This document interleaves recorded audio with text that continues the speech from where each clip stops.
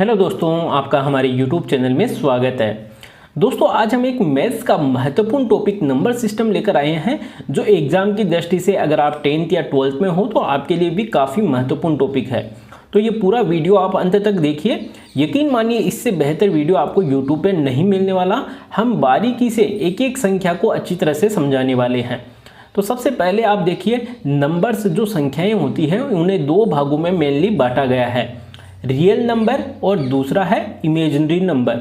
यहाँ पे real number का मतलब होता है वास्तविक संख्याएं, जैसे आप सुनते हो 1, 2, 3, 4, 0, -5, 7, जो भी ये संख्याएं आप नॉर्मली सुनते हो वो रियल नंबर के अंदर आती है। और अगर हम बात करें इमेजिनरी नंबर, जो काल्पनिक संख्याएं होती हैं, इसके बारे में अभी हम आगे अच्छी तरह से आपको समझाएंगे। फिलहाल आप ये डायग्राम देख लीजिए, क्योंकि हम एक एक संख्या को अच्छी तरह से समझने वाले हैं। अब देखिए, जो रियल नंबर रहती है इन्हें मेनली दो भागों में बांटा गया है, जो एग्जाम में अक्सर पूछा जाता है, रेशनल नंबर और इरेशनल नंबर, परिमेय संख्या और अपरिमेय संख्या। आप यहाँ पर इंग्लिश टर्म को भी याद रखिए, क्योंकि एग्जाम में कभी कभार इंग्लिश टर्म डायरेक्ट दे दी जाती है, तो ये भी आपको पता होना चाहिए।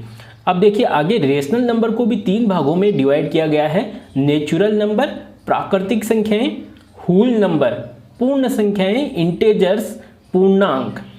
अब इसमें भी देखिए, नेचुरल नंबर को भी आगे डिवाइड किया गया है, जैसे इवन नंबर, सम संख्या, ओड नंबर, विषम संख्या, प्राइम नंबर, अभाज्य संख्या, कंपोजिट नंबर्स, भाज्य संख्या, को प्राइम नंबर्स, सह अभाज्य संख्या, ट्विन प्राइम नंबर्स, जुड़वां अभाज्य संख्या।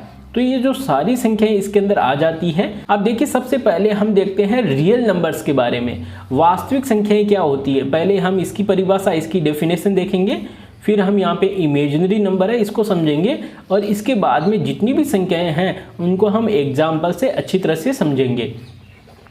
देखिए, रियल नंबर की परिभाषा क्या बनती है, परिमेय व अपरिमेय संख्याओं के समूह को वास्तविक संख्याएं कहते हैं। अब आपके दिमाग में ये क्वेश्चन उठ रहा होगा कि परिमेय या अपरिमेय संख्याएं क्या होती है, तो वो भी हम आपको आगे समझाने वाले हैं। फिलहाल आप इतना समझ लीजिए, कोई सी भी संख्या जैसे -5, 0, 4, 7, 9, 10, जितनी भी संख्याएं हैं मेनली जो हम यूज करते हैं वो रियल नंबर्स के अंदर आती है। और रियल नंबर्स को R से प्रदर्शित करते हैं, R से, क्योंकि रियल का पहला जो देखिए आगे R है, तो यहाँ पर इसको हम R से प्रदर्शित करते हैं। अब देखिए आगे, इमेजिनरी नंबर, काल्पनिक संख्याएं। और कंपटीशन एग्जाम में मेनली जो काल्पनिक संख्याएं हैं, इसमें से क्वेश्चन बहुतों बार आ चुका है और आते रहते हैं, तो इस पर आप थोड़ा ध्यान दीजिएगा। ऐसी संख्याएं जिनका पूर्ण वर्ग करने पर हमें एक ऋणात्मक मान ही प्राप्त होता है, उन्हें काल्पनिक संख्या कहते हैं। और इन संख्याओं को आयोटा, आई से प्रदर्शित करते हैं। अब देखिए, यहाँ पे जो आई होता है इसका कुछ ना कुछ मान होता है, तो वो आप देख लीजिए, फिर आपको ये आसानी से समझ में आ जाएगा। यहाँ पर देखिए, आई स्क्वायर का मान होता है -1। अगर हम यहाँ पे आई का मान निकालें तो ये रूट में चला जाएगा -1। अब देखिए, किसी भी रियल नंबर को, किसी भी वास्तविक संख्या को अगर हम आई से मल्टीप्लाई कर दे, मतलब आयोटा से अगर गुणा कर दे, तो वो संख्या काल्पनिक संख्या बन जाती है। जैसे यहाँ पर आप देख सकते हो एग्जाम्पल के तौर पे 5i और 7i है। अगर हम इनका रूट निकालें, रूट करें, तो देखिए 5, इसका रूट √5 हो जाएगा, और i का आपको पता है -1 हो जाएगा रूट में। और अगर हम इनको मल्टीप्लाई करेंगे तो आंसर हमारे सामने निकल कर आएगा रूट -5 और रूट -7। तो ये संख्याएं जो √रूट के अंदर माइनस में आई है वो काल्पनिक संख्याएं होती है। आप तो सीधा यही ध्यान रखना, एग्जाम के अंदर अगर रूट में कोई संख्या माइनस में दिखे तो वास्तव में वो संख्याएं संभव नहीं होती है, वो एक तरह से काल्पनिक होती है। तो ये आपको पता होना चाहिए। और देखिए, यहाँ पर अगर हम माइनस यहाँ से हटा दें, माइनस दोनों का हटा दें, तो यह एक अपरिमेय संख्याएं बन जाती है। वो भी हम आपको आगे अच्छी तरह से समझाएंगे। तो देखिए, अब आगे हम देखते हैं रेशनल नंबर। अब देखिए, आपके टॉपिक आ ही गया है परिमेय और अपरिमेय संख्याओं वाला, तो इसको हम इतना बेहतरीन तरीके से पढ़ेंगे दोस्तों, इससे बेहतर आपको कहीं नहीं मिलेगा। तो वीडियो पूरा अंत तक देखिए, लाइक कर दीजिएगा, शेयर वीडियो को जरूर करिएगा। अब देखिए रेशनल नंबर किसे कहते हैं, परिमेय संख्याएं। तो ऐसी संख्याएं, ध्यान से सुनना, ऐसी संख्याएं p बटे, जिन्हें p बटे q के रूप में लिख सकें, परिमेय संख्याएं कहते हैं। मतलब जिनको हम भिन्न फॉर्म में, फ्रैक्शन रूप में, जैसे 2/5, 5/7, ऐसे फॉर्म में अगर हम जिनको लिख सकें तो वो परिमेय संख्याएं कहलाती है। यहाँ पर जो p और q है, जो p और q है, जो अंश और हर है, वो पूर्णांक होने चाहिए। पूर्णांक से आज से हैं वो संख्याएं माइनस में, 0 या प्लस, ऐसी संख्याएं हो सकती है। माइनस वाली जैसे -7, -5, -3, 0 या 1, 2, 3, 7, उन्हें पूर्णांक संख्याएं कहते हैं। वो भी हम आगे अभी समझेंगे जब इसके बारे में आएगा। फिलहाल आप याद रखिए कि p और q का मान पूर्णांक होना चाहिए। और यहाँ पर एक शर्त बनती है, वो भी आप देखिए कि यहाँ पर q का मान, जो हर है q, इसका मान 0 नहीं होना चाहिए। ये इसकी मुख्य शर्त है। अब एग्जाम्पल के तौर पे आप देख सकते हो, जैसे -5, इसको हम p बटे q के रूप में लिख सकते हैं क्या? तो अगर आप देखो तो इसके नीचे हर में कुछ नहीं लिखा हुआ है, अंश का मान -5 है, तो यहाँ पर हम नीचे 1 लिख सकते हैं। तो अब देखिए इसका रूप बन गया, p बटे q के रूप में हो गया। और शर्त क्या थी कि q का मान 0 नहीं होना चाहिए। तो यहाँ पर देखिए q का मान 0 नहीं है, 1 है, तो इसका मतलब ये एक परिमेय संख्या है। अगर इसी तरह हम 1 देखें तो जिसके नीचे कुछ भी नहीं है तो हम 1 मान लेते हैं। अब देखिए यह भी p बटे q के रूप में हो गई। शर्त देखिए q का मान 0 नहीं होना चाहिए, तो यहाँ पे नहीं है, इसका मतलब यह भी एक परिमेय संख्या है। और इसी तरह 0 भी एक परिमेय संख्या है। ध्यान रखना, सबसे ज़्यादा कन्फ्यूजन यहीं पे बनती है। यहाँ इसके नीचे कुछ नहीं है तो हम 1 मान लेते हैं। p बटे q का मान 0/1 है, लेकिन यहाँ पे q का मान है वो 0 नहीं है। हालांकि 0 यहाँ पर ऊपर आया है, अंश में आया है, लेकिन हर का मान 1 है। जबकि यहाँ पे परिमेय संख्याओं की शर्त क्या बनती है कि नीचे वाला जो मान है वो 0 नहीं होना चाहिए। तो यहाँ पे देखिए 0 नहीं है, इसलिए ये एक परिमेय संख्या है। और इसी तरह अगर हम 4 को देखें तो 4 के नीचे भी हम 1 लिख सकते हैं। ये हम एग्जाम्पल से अच्छी तरह से समझ रहे हैं इसको। आगे देखिए 8/7, ये एक भिन्न संख्या है, फ्रैक्शन संख्या, ये भी एक परिमेय संख्या है। और इसी तरह देखिए यहाँ पर आप देख सकते हो 5/0 है, तो क्या ये एक परिमेय संख्या है? क्या ये परिमेय संख्याओं की शर्त पूरी करती है? तो यहाँ पर देखिए q का मान 0 नहीं होना चाहिए, लेकिन यहाँ पे p का मान देखिए, p बटे q के फॉर्म में अगर हम इसको लिखें तो p का मान तो 5 हो गया, लेकिन q का मान यहाँ पे 0 है। इसका मतलब 5/0 एक परिमेय संख्या नहीं है। इस पर आप ध्यान दीजिएगा। अब हम देखिए डिफरेंशन से दोनों में अंतर करके देखेंगे, परिमेय और अपरिमेय संख्याओं में। इसकी भी एक डायग्राम, एक सारणी के द्वारा हम इसको अच्छी तरह से समझेंगे। फिलहाल आप देखिए यहाँ पर आप देख सकते हो कुछ टर्म है वो आपको समझना होगा। अगर परिमेय अपरिमेय संख्याओं को अगर आपको समझना है तो ये कुछ टर्म्स है, इनको आप समझ लीजिए। ये एग्जाम की दृष्टि से, कंपटीशन एग्जाम में बहुतों बार आते हैं रीट के लिए। आप अगर कोई सा भी कंपटीशन एग्जाम की अगर प्रिपरेशन कर रहे हो तो ये मैथ्स का शानदार टॉपिक हम आपको क्लियर करवा रहे हैं। तो देखिए डेसिमल्स, अब डेसिमल आप जो परिमेय और अपरिमेय संख्याओं को अगर अच्छी तरह से समझना चाहते हो ना, तो ये डेसिमल्स के बारे में आपको पता होना चाहिए। और एग्जाम में सीधा सीधा इसमें से क्वेश्चन आ जाता है, इसीलिए हम सारे टॉपिक को अच्छी तरह से क्लियर करना चाहते हैं। अब देखिए डेसिमल्स को मेनली हम 3 भागों में, मेनली तो अगर हम कहें तो 2 भागों में डिवाइड कर सकते हैं, फिर भी हमने आपको 4 भागों में डिवाइड करके अच्छी तरह से समझाना चाहा है।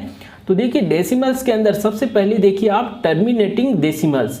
अब इसको क्या कहते हैं? शांत दशमलव। देखिए बहुतों बार एग्जाम में क्वेश्चन आ चुका है, शांत दशमलव का उदाहरण है। तो ध्यान रखना, जैसे अगर हम लिख दे 1/4, 1/4 का आंसर आएगा 0.25। यहाँ पर देखिए ये संख्या आगे नहीं जा रही है, 0.25 तक ये ठहर चुकी है, मतलब शांत हो चुकी है, इसीलिए इसको शांत दशमलव कहते हैं। देखिए यहाँ पे पॉइंट भी आ चुका है और पॉइंट के बाद में 2 अंकों तक ये संख्या चली है, इसीलिए इसे दशमलव वाली संख्या, और शांत हो गई इसलिए शांत दशमलव, जिसे हम इंग्लिश में कह सकते हैं टर्मिनेटिंग डेसिमल। तो ऐसे भी आपको इसको याद रखना है। अब सेकंड पे देखिए नॉन टर्मिनेटिंग डेसिमल, अशांत दशमलव, जो इसका अर्थ सीधा हो गया अशांत, जो शांत नहीं होती, चलती रहती है, और दशमलव बीच में आना चाहिए, मतलब यहाँ पे पॉइंट बीच में आ चुका है। तो आप अगर 1/3 को अगर हल करते हो तो आपके सामने अनंत आंसर आने वाले हैं, 0.333। ऐसे ये अनंत तक चलने वाला है, इसका कोई शांत रूप ही नहीं है, इसीलिए इसे अशांत दशमलव कहते हैं। अब देखिए आगे तीसरा, ये देखिए परिमेय और अपरिमेय संख्याओं को समझने के लिए ये आपको समझना होगा। अगर आप सीधा वीडियो को स्किप कर देते हो तो देखिए ये टॉपिक आपके लिए अच्छी तरह से क्लियर नहीं होगा, पूरा वीडियो देखिएगा।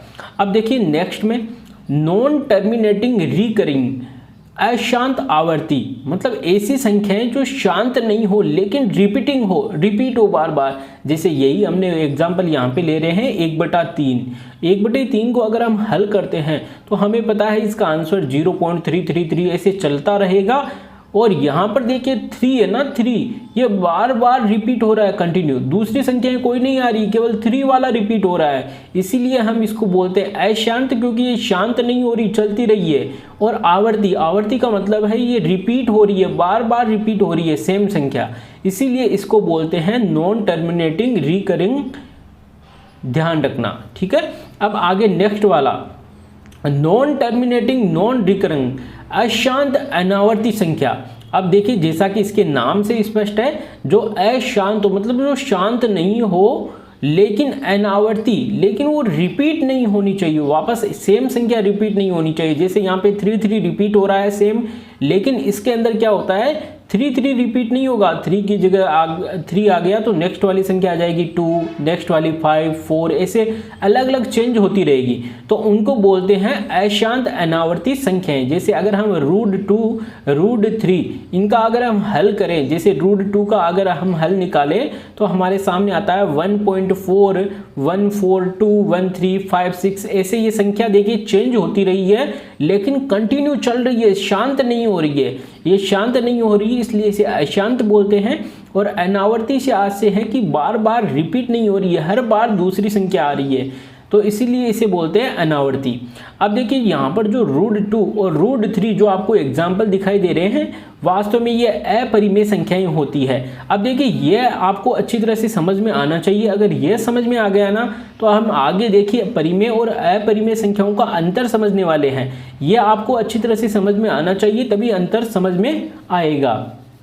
अब देखिए आगे नेक्स्ट आप देख सकते हो कि टर्मिनेटिंग डेसिमल व नॉन टर्मिनेटिंग रिकरिंग डेसिमल परिमेय संख्या होती है। देखिए एग्जाम्पल हमने आपको अच्छी तरह से अभी समझा ही दिया है, तो ध्यान रखना टर्मिनेटिंग डेसिमल मतलब जो शांत दशमलव संख्याएं होती है, और जो अशांत वाली लेकिन जो रिपीट हो रही है बार बार वो परिमेय संख्याएं होती है। जैसे हमने टर्मिनेटिंग का उदाहरण आपको बताया था 0.25 जैसे 1/4, और वही नॉन टर्मिनेटिंग रिकरिंग का इसका हमने उदाहरण आपको एग्जाम्पल बताया था 1/3 जो 0.333 कंटिन्यू चल रहा है। तो ये अभी आपको समझ में आ गया होगा।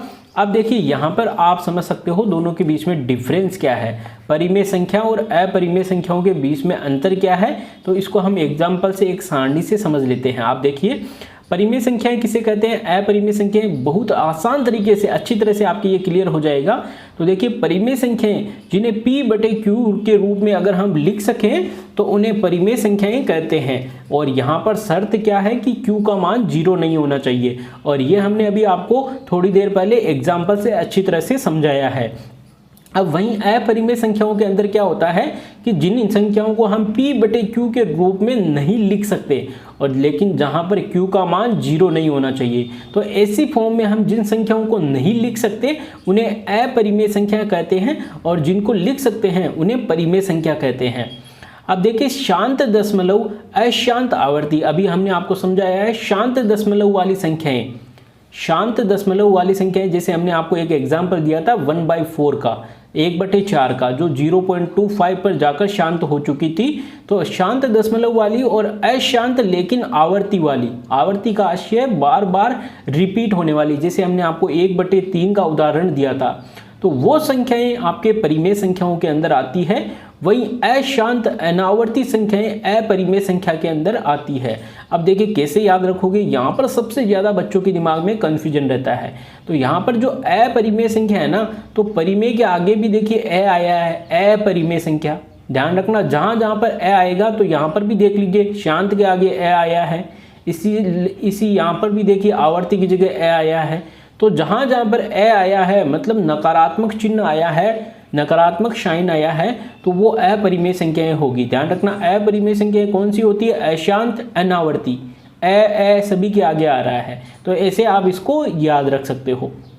अब देखिए एग्जाम्पल के तौर पे आप देख सकते हो 1/4 0.25 और इसी तरह 1/3 जो जिसका आंसर देखिए 0.333 कंटिन्यू चल रहा है, तो ये एक अशांत और आवर्ती संख्या है।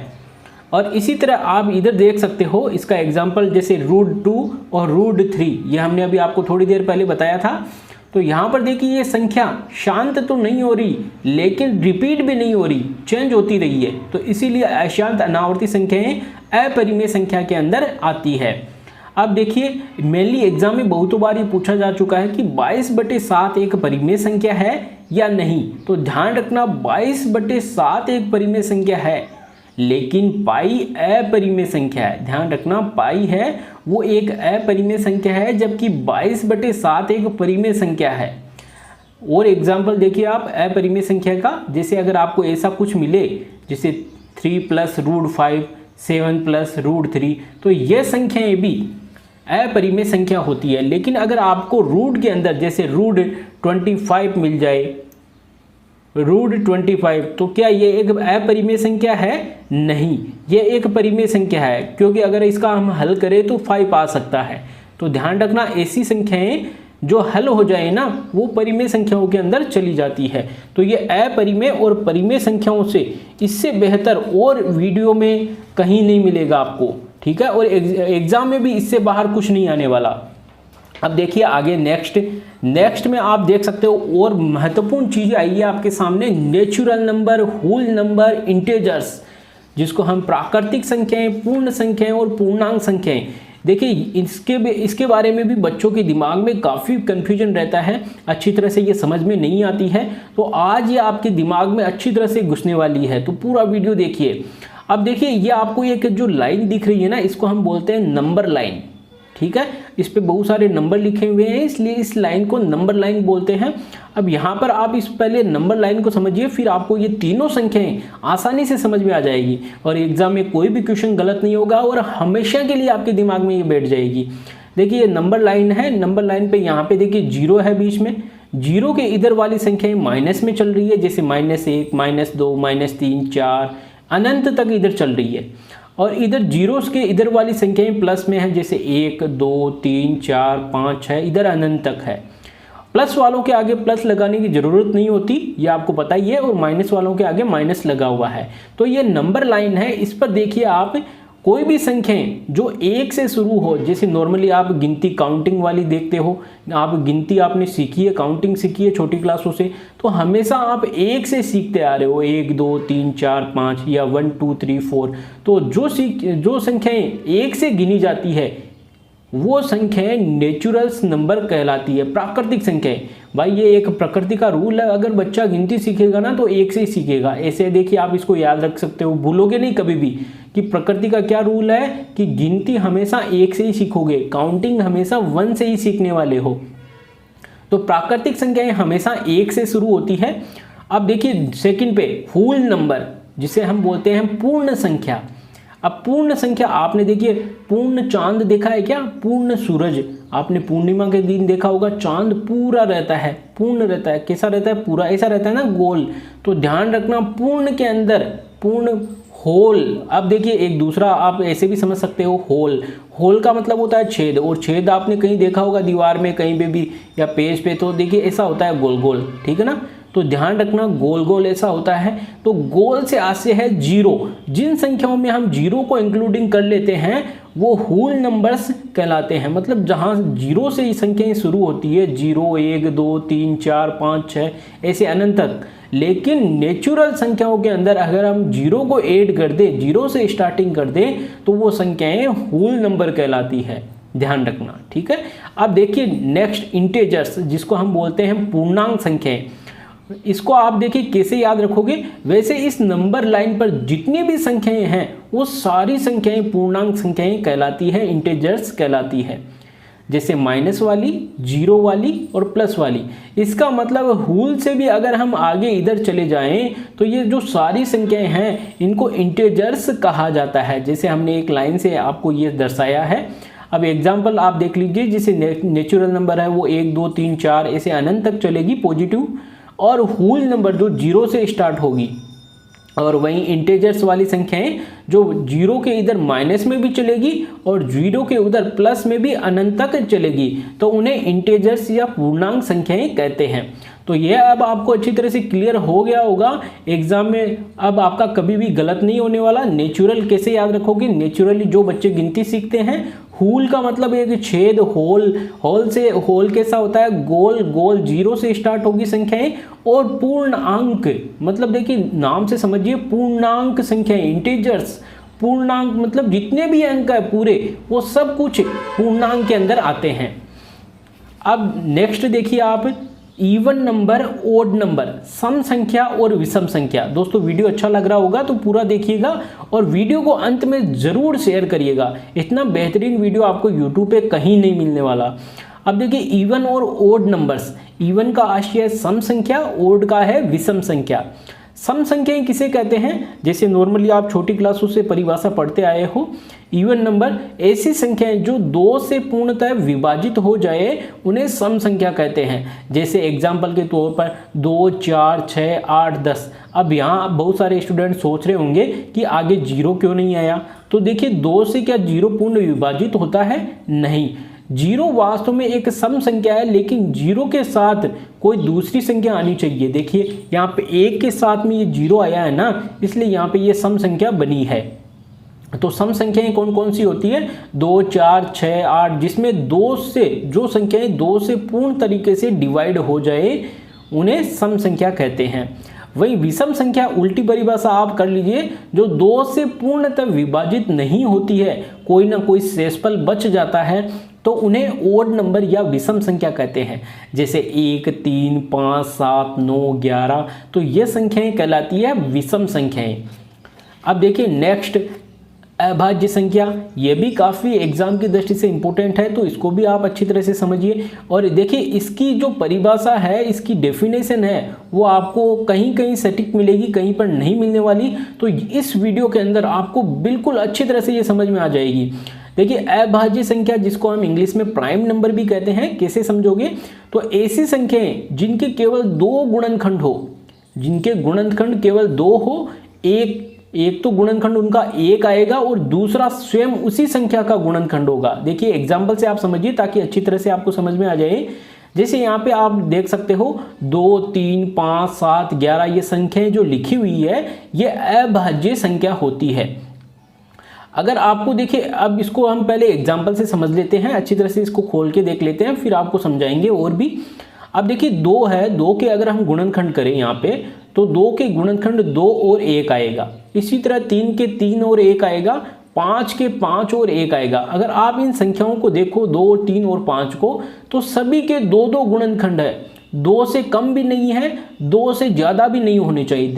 ध्यान रखना, 2 से कम भी नहीं होनी चाहिए और 2 से ज़्यादा भी नहीं होनी चाहिए। और सभी का गुणनखंड 1 तो आने ही वाला है। ध्यान रखना, 1 तो सभी का गुणनखंड ये होगा ही, और जो दूसरा गुणनखंड है ना, वो संख्या जो दी हुई है वो खुद होगी। जैसे यहाँ पे 2 है तो यहाँ पे 2, इधर 3 है तो 3, 5 है तो 5। तो इस तरह से ध्यान रखना, 2 गुणनखंड होने चाहिए, 2 से ज़्यादा भी नहीं होनी चाहिए, और 1 गुणनखंड सभी में होना चाहिए 1, और 1 वो खुद संख्या होनी चाहिए। तो ऐसी संख्याओं को अभाज्य संख्या कहते हैं। क्या कहते हैं? अभाज्य संख्या। अब देखिए भाज्य संख्याओं और अभाज्य संख्याओं में ध्यान रखना, अभाज्य संख्याओं में तो केवल 2 गुणनखंड होंगे, कम भी नहीं होगा ज़्यादा भी नहीं होगा। लेकिन भाज्य संख्याओं की परिभाषा क्या बनती है? जिसमें 2 से ज़्यादा गुणनखंड होने चाहिए, मतलब 3 गुणनखंड हो सकते हैं या 3 से ज़्यादा हो सकते हैं, तो उन्हें भाज्य संख्याएं कहते हैं, कंपोजिट नंबर कहते हैं। ये भी अभी हम देखेंगे। अब देखिए एग्जाम्पल में अक्सर एग्जाम के अंदर क्वेश्चन पूछ लिया जाता है, जैसे 1 से 100 के बीच में आने वाली अभाज्य संख्याओं कितनी है? तो ध्यान रखना 1 से लेकर 100 तक अभाज्य संख्याओं की संख्या है 25। कितनी है? 25। वहीं अगर 1 से 50 की बात करें तो 15 है। देखिए एग्जाम में और भी क्या पूछा जाता है कि सबसे छोटी इवन प्राइम नंबर बताइए, सबसे छोटी सम अभाज्य संख्या कौन सी है? तो देखिए सम संख्या कौन सी है, इनमें से आपको पता होगा 2 सम संख्या है। अभी हमने सम संख्या की परिभाषा पढ़ी थी, तो 2 सम संख्या है और सबसे छोटी अभाज्य संख्या है। यह ध्यान रखना, यहाँ पे गौर करना। आपको पूछ लिया जाएगा सबसे छोटी विषम अभाज्य संख्या कौन सी है? तो ध्यान रखना 3 है, वो सबसे छोटी विषम अभाज्य संख्या है। एग्जाम में जो पूछा जा सकता है ना, वो हमने आपको अच्छी तरह से ये समझा दिया है। अब चलते हैं हम कंपोजिट नंबर भाज्य संख्या की तरफ।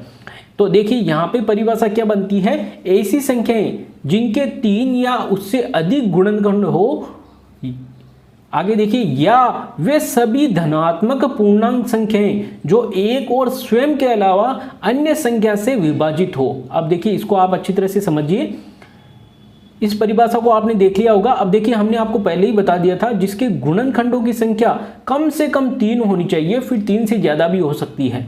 और एक गुणनखंड तो एक तो होगा ही होगा। देखिए 1 1 दोनों में आ रहा है। यहाँ पे एग्जाम्पल के तौर पे आप देख सकते हो 4 और 6 इनके गुणनखंड हमने यहाँ पे किए हैं। जैसे 4 के गुणनखंड 2 × 2 × 1, इसी तरह 6 के 3 × 2 × 1।